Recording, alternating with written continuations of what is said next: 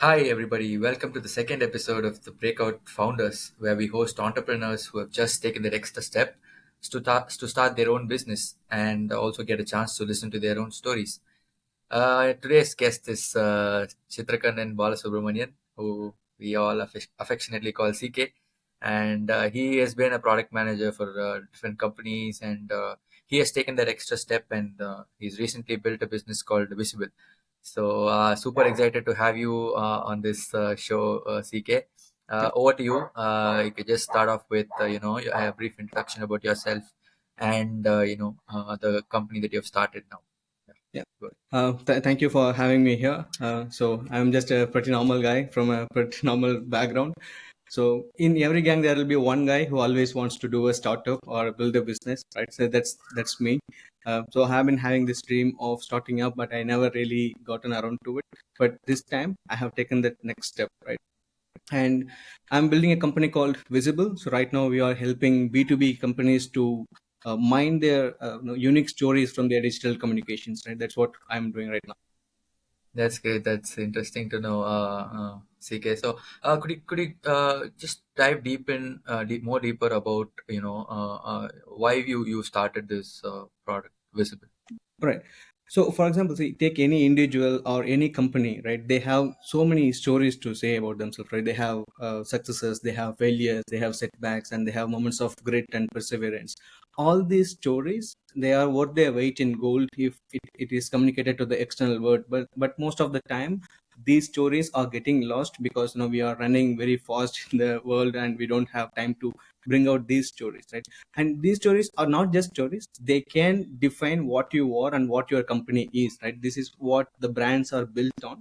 So that is why we are trying to bring out these stories from your day-to-day communications. Like they say your team is doing something, they have achieved something, they have seen a setback, or they have learned something, they have added some value. All these things can be sourced in a fraction of a second, and it can be ready to be sent to the external world, right? That's what I'm solving. That's interesting. So you basically, you earth the unearthed content that is there in B2B companies, right? That is really interesting. Exactly. So, what you mentioned that you built a few startups, right? So, what are the are the unique things that you've learned from those startup that has that you have made sure that you have implemented in building Visible right now? Right. So I have built, I mean, the first product that I ever built was Shared. That was a book sharing application where you can, I mean, it's like Tinder, where you go share physical books instead of just meeting people. And next, I built a marketplace for example, it's like an Airbnb for luggages, right? So if someone is coming from abroad, you can just ask them to bring something and you can pay them something. Like that's the second business that I built. And the third business, again, it's an influencer marketing platform, right? Because right now there are so many companies and there are so many influencers. This influencer marketing, there is a gap in that market, right? So you have to efficiently hire influencers to market their products. That was the third startup. But if you see these three startups, all are marketplace startups, right? This is the unique thing that I learned about myself. I love to build marketplace products, but I don't know how to build the marketplace businesses, right? Because my uh, strength is technical aspect of it. Like if it is technical, I can solve it, but if it is non-technical, I cannot solve it. Because when it is a marketplace, you go talk to different people, you onboard them. That's not my strong suit, right? The one of the unique thing that I learned from these three startups is what I am good at, and this founders market fit, right? Because more than product market fit, you need to know if you are well placed to solve a certain problem. So that's what I learned, and that's exactly what I'm doing with Visible, right? Right now, I'm not doing anything I don't know how to do. So I know what my strengths are, so I'm just building a company around it. I was curious about the fact that you mentioned that you built a Tinder-like app where people don't just go and meet and Yeah. they exchange books, right? So I just wanted to understand what was your idea behind that app? Like how did you come about that idea? No, actually, it came based on a need. I wanted physical books. I don't really like to read books in the tablet or Kindle, something like that. I like to have physical books. So, I mean, it was like it was just after my college, so I did not have no money to buy lots of books. So that was the actual need that I had. So I wanted to share books with the friends or someone around me. So how would we do it? Because I just wanted a solution where I post, hey, this is the book I have. If you have similar books, you can share it with me. We can meet and share. That's the starting point of that idea. Then it became a product. It's a very interesting story. I think something similar must have happened for your Airbnb type app. Like, so when people came in from abroad, right? So this is a huge struggle that has gone unnoticed, right? So you must have your thought process must have been around that, right? No, exactly. Again, that's also came from a need. I was working in Sweden. I was working as a consultant, and it was before COVID. And I took some day off, and I came to India. And after I came to India, there was this shutdown happened, right? And I had to quit my job, and I found a job here. So now all my sticks, all my stuffs are stuck in Sweden. I don't know how to brought it here. I mean, everything was shut down, right? Because there was no cargo and there were nothing. So the only thing that was feasible was if someone is coming, they can bring my stuff, right? But I cannot go ask people, hey, if you are coming, please bring my stuff, right? So again, that's the problem. So I wanted to solve it. Again, it came from my own need to bring my stuff to India. That's great. That's great. So you were telling me about how you were a pro at building startups around your marketplaces, right? So what are the three things that you've learned from being a part of that marketplace, right? So you built close to three startups right Yeah. now, right? So what would you suggest, or what would you give as advices to budding entrepreneurs in the marketplace ecosystem? Right. I mean, if you are going to build a marketplace business, you need, I mean, for example, there are multiple phases in the marketplace business. Let's just take the influencer marketing for an example, right? There is a company side of it and there is an influencer side of it. And you need to have a strong connection with at least one of these sides, right? You need to have strong connection with the companies or the influencers, right? Because if you onboard more influencers, the companies will be ready to come to your platform. Or if you have too many companies, then the influencers will be ready to come to your platform, right? If you don't have this connection, then it's not a good idea to pursue that marketplace side, right? That's what happened to me. I i was doing marketing, but I was not doing influencer marketing, so I don't really have connection with the influencers, right? And same goes to the companies. I was doing businesses with B2B companies, and when I went to B2C companies, and there was no connection there also. So now I was just building a product, hoping that people would come and start using it. Right? That was the first mistake that I did, because I'm not really well placed to solve that problem. Right. So that's again one of my experiences. People, if you're building a marketplace business, make sure that you have connection at least to one end, at least at the one end. Understood, understood. So, with respect to your marketplace businesses, right? The reason why I'm diving deeper into the marketplace business is because I've spoken to a lot of people, right? And a lot of my friends, they want to start, startups based on marketplace, that ecosystem, right? So, I just wanted to understand, a bit more about this ecosystem, and so if you could start, another startup in the marketplace ecosystem, right? So what are the first three or four steps that you would follow? You were telling me about being strong at one end or the other, right? So Yeah. like that, could you please mention one or two steps that could help entrepreneurs reduce the time to go to market? Right. So if I'm going to build another marketplace, definitely I will never be the face of the company. I will take the technical part of the company, but I would ask someone who is doing that business. It can be a marketing agency, the CEO of a marketing agency, or who has tie up with all these influencers and companies, right? Because they know how the business is done, right? So I'm just supplying the tech part of it. So we want, for example, say I'm there to increase the efficiency, not to solve the problem, right? So that's what I can do. So if I am going to do a marketplace business, so I'll definitely onboard someone who knows the business as my co-founder. Then I'll start doing the business. Right? I will not go jump into it directly by myself, knowing, I mean, without knowing it. Understood. That actually makes a lot of sense, EK. Thank you for that. There must be some incident in your life that prompted you to take that first big leap of faith Yeah. into the startup ecosystem or into entrepreneurship, right? So, do you have any such incident?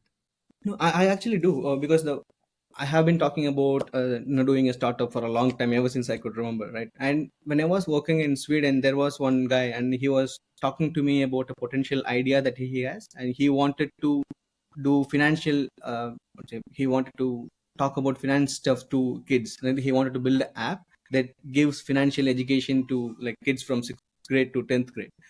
So I mean, when he was explaining this idea, I was just thinking, like, take the population of Sweden for an example. Right? It's 10 million. It's 1 crore people. Like, take and if you go to your target audience, it would be like somewhere around 5 to 6 lakhs. And how many people are going to use your product? And uh, I was just thinking how long it would take to break even, right? And all these calculations are going on in my mind. And within a week, he quit his job, right? And he quit his job to pursue his dream and pursue his startup idea. I don't know if it was a right move or a wrong move, but the one thing that hit me hard was he was willing to give it all, right? He was giving to try his best to see his idea work, right? So that's what I learned. When I say you have to give it all, it doesn't mean that you have to work 30 hours a day, right? It can be an hour, it can be 2 hours a day that you are willing to spend for your better future, right? So if you have that dedication, if you have that perseverance, then everything else will become easier, right? You don't have to spend the entire day to towards something. Makes sense. Makes sense. So, yeah. So, as you started, 3 or 4 companies, right? So, there must have been a point where you made your first sale, right? So, what was your experience when you made your first sale, or what was your parents or your siblings or your near and dear ones experiences when when you told them that you made your first sale? Right. To be very frank, my parents or sibling doesn't know what I do. Actually, they know that I'm working in a software field of the side. I mean, software field, but they don't know what I actually do. Right. And visible, we are still in an early stage. We are in beta right now. We haven't made any sales, but I have made sales before, like for my service companies and so on. And I personally believe the amount of happiness that you experience is directly proportional to the amount of struggle that you have given it, right, or you have gone through. So in that aspect, my team was way more happier than my parents or siblings combined, because we all went through the same. Because if you have an idea, you have all these doubts, you have uncertainty, you don't know if it will work or not. But sometimes sales is a very good indicator that you are going in the right direction, right? So when that happens, my team actually enjoyed more than me and my parents and everybody else. That's that's great. We had our first guest Ajay Bhupati also Right. saying something like this. So it's kind of nice to resonate on that front as well. So you must have had goals when you wanted to start up your first business, right? So basically you were talking about the Tinder based book Right. sharing app that you wanted to start, right? So you must have had some goal with that startup, right? So Yeah. now that you've built three and you're building your fourth startup, has your goals changed, right? So No, at least for the first three, I wouldn't call that a startup because they were just products, right? Because the reason why I'm saying is I was just building a product. I was not thinking about the business aspect of it, right? So, for at least for the first two products, it was just a need. I was trying to solve a problem. I was not expecting. My goal was to solve a problem. My goal was not to earn, right? And after that, I learned okay, money is an important part of it. So we have to start earning money also. Then the third startup, that's Visible again. Visible, the first version of Visible, it was an influencer marketing platform.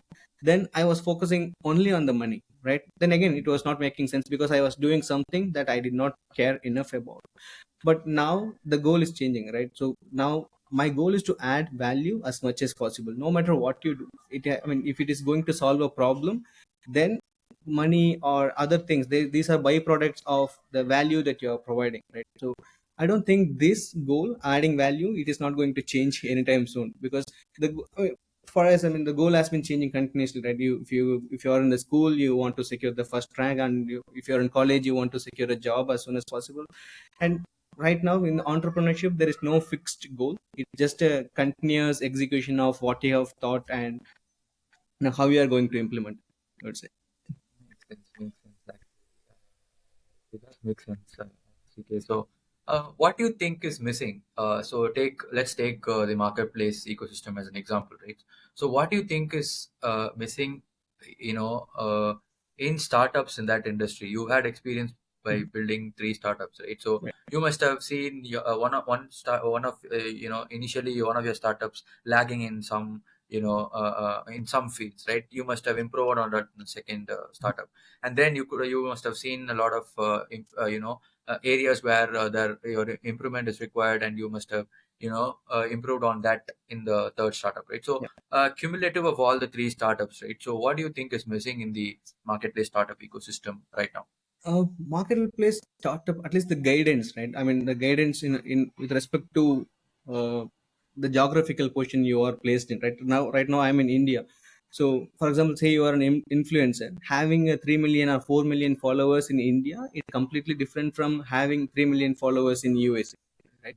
Because the intention of your audience will be high in USA, because if you're doing some product, and they'll be ready to buy it. But in India, it's easy to gain followers, but it's difficult to convert it into sales, right? So Hmm. the yardstick to measure your success, that will become difficult, right? You cannot measure, how well it is going to translate to in India. So again, I lack that guidance, right? So that's what I would say was missing. But again, in my perspective, uh, again, the learnings that came from doing the mistakes, right? And I was actually doing the mistakes and learning from it. But right now there are many like podcasts, like how we are learning from each other's mistakes, right? And I was not actually looking into all those stuff. There are books, there are podcasts, there are experiences that people share. So I was not going through all that. I was just trying to do stuff. I failed, then I learned on my own. But it would have been better if I started listening to all these things and I started learning from people's mistake. Then I could have done little better. Understood, understood. That we all have that, Yeah, thought in our minds, right? yeah, If things aren't going well, and if things should have gone better, and things yeah. like that. So that's a valid point that you mentioned, CK. So throughout your journey, right? Have you had that one person that you look for inspiration from, right? So Actually, if you had asked me this question a couple of years back, I would have told you Bill Gates, Elon Musk, Steve Jobs, or someone. Because ever since I started my entrepreneurial journey, or I wanted to build a company, I was looking up to these guys, but I couldn't actually relate to them, right? Because I mean, they don't speak the same language I do. They don't eat the food that I eat. So they are completely different, right? That's when I got introduced to this club, Tamilpreneur. You might have heard of it, right? So I mean, they are actually doing many stuffs to the Tamil entrepreneur community. But one thing that they did really changed my life is bringing other entrepreneurs to the equation. Right? When I started, people who founded $1 million companies, and they are from around here. They are from Trichy. They are from Madurai. They are from here, and they are doing great businesses. They are setting the example. Now I can relate to them, right? For example, take Mohan from Ipope. Uh, I mean, there are multiple people like Suresh from Kids Flow. Right? These are people I was not aware of them before. Now I know them, so they are also from the same state that I am from. They are also speak the same language, but if they are also doing better. Right? They are setting the examples. Right? That's now, if you ask me, the impact is all the Tamil entrepreneurs. Nice. That's a really good answer, Yeah. CK, because the Tamil Nadu startup ecosystem is booming right now, right? Yeah. So with the Tamilpreneur event in another 7 days or so, and Exactly. the TN startup event also happening, and there are a lot of events that are helping entrepreneurs like you, and also like me, to I hope you are learn coming more. there. And I'll be coming there. yeah, yeah, I'll see you there. I'll see you there. Is it? Yeah. Yeah. And okay, so throughout your life, right? So you must have made your some personal changes, right? So it might be your routine, within your routine, or it might be in the way you approached things, approached a problem, or Mm. it might be the way you want to learn something new, right? So what were the personal changes that you made, right from starting your first business to in the process of scaling visible right now? Right. So probably, see, initially what I was doing was I was very obsessed with the result. I was very obsessed with the destination. Right. I was, for example, when I started a company, I wanted to make this much of business. Right. That doesn't actually work, and it's exhausting because it doesn't happen overnight. Right. It's exhausting. You don't know how long you are going to wait. So the one thing that I changed is I don't really mind about the success or the goal, but I have made some changes in my day to day life, right? So, for example, say it can be about sending a cold email to someone, or it can be reading 10 pages, or it can be setting that one meeting or one context where my team will be working towards. Right? These are the small changes that I have made, breaking down my goal into multiple pieces, and I have one milestone. I'm going to go to that milestone first, right? So, because having a bigger goal, it's actually motivating, but sometimes it's intimidating also, because you don't know how to get there. But if you can handle the small steps, the bigger steps will be taken care automatically. That's nice. That's nice. That's one thing that I have made, right? So for example, Yeah. the routine is very tight, so I can tell you what I'll be doing on Thursday evening, right? So it's like every day Oh, it's the same routine, so I'll be doing the same thing every day. that's nice. That's nice. People are now obsessed with things like time blocking and Yeah, time boxing and things like yeah, that. But we are not aware that it all starts from defining a proper schedule for yourself, right? yeah, So we used to do that. I used to do that personally when I was young, right? yeah. But I think I should start doing it when I'm now, even now. So what I used to do is I used to set up a time for when I wake up, when I go to the gym, or Uh, go for a jog, and go to school and come back, and go for all sorts of cricket coaching or football coaching and things like that, right? So we were built that way, but somewhere down the lane, I think I lost my track, and that is something that I regret, actually. Setting up a schedule and following it, you know uh, I think it reaps you a lot of rewards, right? So Exactly. I mean, uh, the timetable in the school makes a lot of sense now. yeah. True, extremely true. We don't know, we don't notice all this, the small things that happen in school, and how it could be useful for us, right? So that is an invaluable insight as well, CK. Thank you for that. And we are going into the fag end of the podcast. So I would like to ask you about your book or your podcast suggestions. Right, the books.